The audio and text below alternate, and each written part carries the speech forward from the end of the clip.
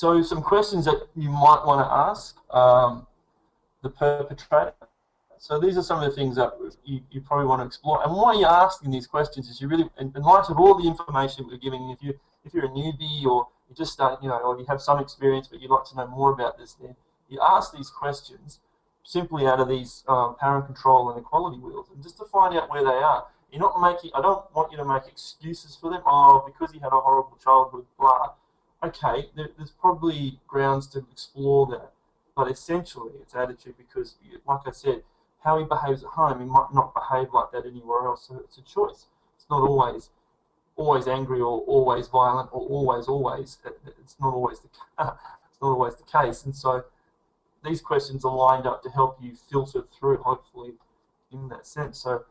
So why have they come to see you now after all this time? So they've been married 10 years and finding out the motivation. Because I have to confess, it's a bit of a cynical point of view. Maybe I need to do some work on that myself. But I find that men only move when there's a crisis occurring. And so when things are hit boiling point or exploding point, that's when they realize, oh no, I've got to do something about this. And that's probably linked into a solution-focused mindset. Everything's going okay, excellent. Something's not going okay, we need to fix it. So you've got to check in with motivation. If they're doing it just because it look good in front of the judge, it might need to be challenged. That might need some challenging. If they're doing it because it's, want to look like I'm doing the right thing, then we need to challenge that as well. The motivation we're looking for, I'm doing this because I don't like what I do. I'm not happy about that. I'm ashamed of my behaviour and I want to change it. That's the sort of motivation you're looking for. What would they like to do about it is the next question. So again, it's about, well, you're here and this is why you're here. So what is it that you want to look at? Do they see these behaviours as problematic for them? So underlining all these, the shadowing of all these is all the attitude. So you're checking in on all the attitude stuff. What does this man stand to lose or gain through addressing his behaviour in their intimate relationship? How is it affecting other relationships? How is it affecting with his mum and dad and her mum and dad and his friendships and workmates, her friends and her, all that sort of stuff, all these interconnected sort of relationships. What have they done about it in the past? So he might not have done anything. He might have tried to do counselling before. It might not have worked for him. He might have done a group process. Who knows? What has improved in the situation, or alternatively, what has made things worse? What needs to happen for things to be different? And that's a kicker. Because what needs to happen? Well, your attitude needs to change. Your approach to these matters needs to be in line of the equality, the non-violent approach to things. Cool. I think we're almost at the end. Is there another slide? Yeah. Okay. So we want to validate and support the guy coming in. We don't want him to make him like, oh, you bad person, right?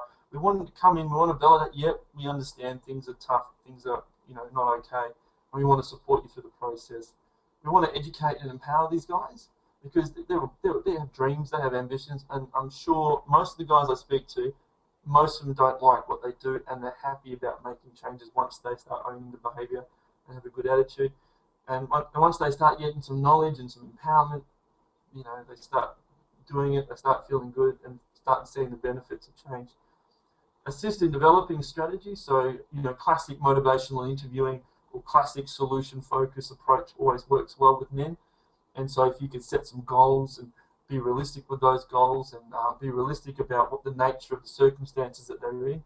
So there may be a restraining order. They may have separated. So the reality might be they may never get back together again. But the developing strategy, they might have formed a good enough relationship that he can still have access to the kids and maintain some sort of relationship for the sake of the kids. Who knows? And be realistic, yeah. So just be absolutely realistic around the nature of the offences that he has caused. So it is domestic violence. It is a criminal offence.